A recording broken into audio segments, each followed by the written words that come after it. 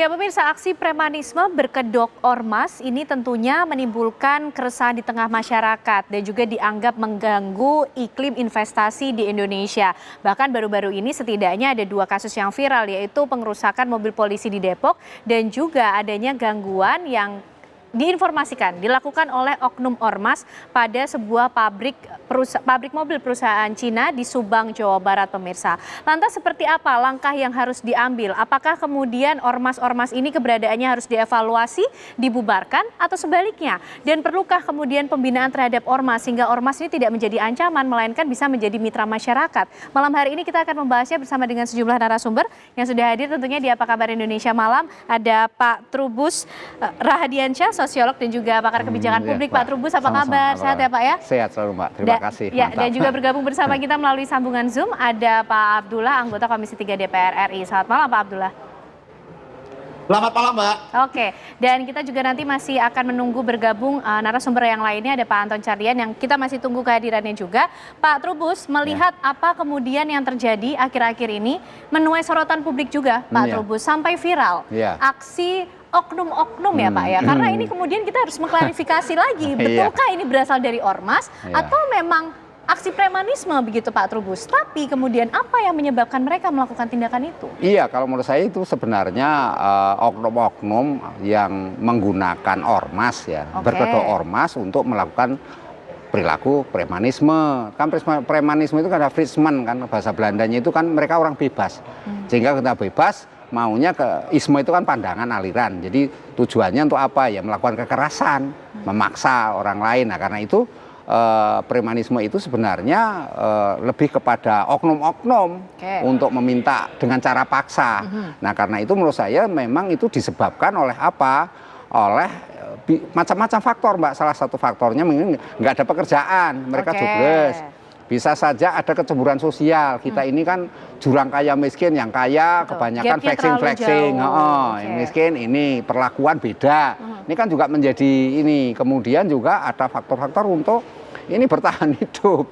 Kan gitu, tapi juga ada persaingan antar ormas sendiri yang kemudian mereka saling menjatuhkan antar ormas sendiri. Ini semua kan bersumber sebenarnya menurut saya lebih kepada tanggung jawab negara. Karena kan persoalannya kan sudah ada undang-undang ormas, sudah ada. Ormas itu positif loh. Dan strategi statusnya. Kemudian kalau dalam tanda petik dirusak oleh perilaku-perilaku ini. Nah inilah tugasnya pemerintah untuk melakukan pembinaan. Kan gitu, dibina melalui siapa? Perlu ada melalui Kesbangpol, melalui bentuklah Satgas anti premanisme atau apa. Sifatnya kolaborasi sinergitas, kejaksaan, kepolisian, semuanya bersama, termasuk masyarakat juga, tokoh-tokoh agama, tokoh masyarakat. Karena sejatinya ormas ini hadir untuk bisa menjadi mitra ya, mitra dan sekaligus untuk ini melakukan motivasi munculnya social empowerment Mbak. Itu karena itu pemberdayaan masyarakat karena itu hal yang sangat penting, dan di negara manapun juga ada namanya, itu bagian dari tak terpisahkan keberadaan dari masyarakat itu sendiri. Sehingga kalau kemudian kita mengatakan apa itu harus ormas dibubarkan, ya nggak bisa, kan undang-undangnya ada, itu sifatnya legal. Dan itu negara juga membutuhkan hadirnya ormas, karena ormas itu macam-macam jenisnya. Ada ormas yang sifatnya keagamaan, ya kita kan keagamaan butuh banyak, belum lagi mungkin ini ada kecemburuan juga, karena faktor kecemburuan misalnya ormas-ormas keagamaan diberikan kewenangan untuk mengelola tambang, sementara ada ormas lain yang nggak dapat, kan bisa saja Mbak. Ada ini sektornya masing-masing. Sektornya masing-masing.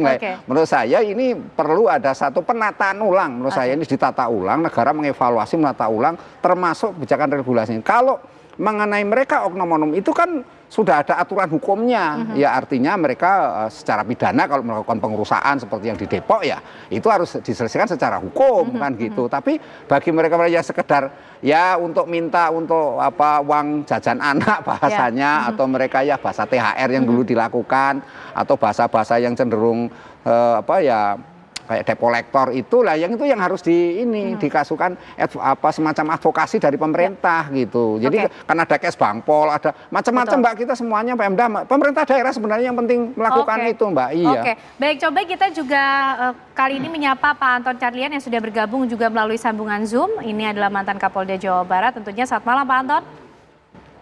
Selamat malam. Ya.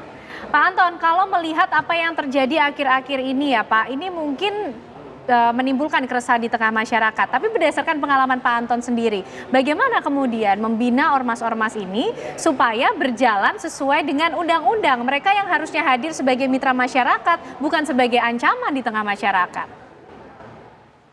Ya, memang di dalam kenyataannya ormas itu sendiri kan yang bisa berperilaku positif, bisa berperilaku negatif. Dan yang berperilaku negatif ini terutama yang meresahkan masyarakat, sebagaimana judul daripada tema ini sendiri adalah premanisme adalah satu gaya hidup yang mengedepankan kekerasan.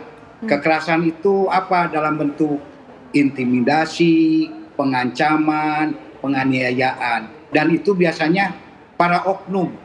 Karena tidak ada satu ormas pun juga yang tujuannya itu misalkan ingin jadi preman. Pasti tujuannya bagus. Tetapi di lapangan sering ada ketimpangan antara tujuan dan cara. Kenapa? Karena terutama mereka ini ingin mengibarkan bendera persaingan antar ormas. Nah, ini persaingan antar ormas ini sendiri diterjemahkan seolah-olah yang paling jago, yang paling jawara, yang paling preman itu adalah yang mendapat bendera, yang mendapat kekuasaan. Nah, iklim inilah yang harus dirubah. Nah, ketika iklim ini masih sama, akan terus terjadi premanisme. Di mana premanisme ini pun juga sebetulnya ya disebabkan karena banyak faktor lah mungkin. Misalkan sumber daya manusia di organisasi itu sendiri, kemudian kemiskinan, kemudian kurangnya lapangan kerja, ya kemudian yang paling utama adalah komitmen daripada ormas itu sendiri. Karena apabila ormasnya berkomitmen bahwa tidak boleh melakukan premanisme, apabila ada yang melakukan pengancaman, penganiayaan, maka akan dilakukan atau dikeluarkan dari ormas tersebut. Nah, malah di sini sebagian besar ormas-ormas banyak apabila ada anggotanya yang melakukan pelanggaran bersifat premanisme itu dilakukan pembiaran. Nah, kemudian juga di samping itu pun juga tidak kita habiskan bahwa penegakan hukum dalam premanisme pun juga kurang tegas, sehingga premanisme ini pun juga ya makin subur dan makin berkembang. Ini yang kita terjadi. tangkap poinnya bahwa kemudian ormas juga perlu melakukan tindakan tegas terhadap oknum-oknumnya yang melenceng dari peran ormas yang sejatinya harus dilakukan. Pak Abdullah, ketika kita internal ormas itu sendiri, betul. Ya, baik, kita coba lihat pandangan DPR dulu. Pak Abdullah, kalau bicara soal regulasi, undang-undang, penataan ulang regulasi itu sendiri, ini ranahnya DPR nih. Gimana Pak Abdullah? Karena Pak Abdullah sendiri juga menyampaikan negara tidak boleh kalah dengan adanya oknum-oknum ormas yang tidak bertanggung jawab ini, justru berujung pada tindakan premanisme yang meresahkan masyarakat. Begini Mbak, saya mewakili anggota DPR RI Komisi 3 yang pertama, saya mengutuk keras kejadian pembakaran kendaraan polisi yang terjadi di Depok. Oleh karena itu, kita sebagai mitra Polri memberikan dukungan total, penuh untuk mengusut tuntas dari akar sampai pentolannya harus diusut tuntas. Oleh karena itu, sebenarnya kita jangan lupa pendirian negara ini itu adalah salah satunya peran organisasi mahasiswa, terutama organisasi masyarakat, terutama NU dan Muhammadiyah. Ya.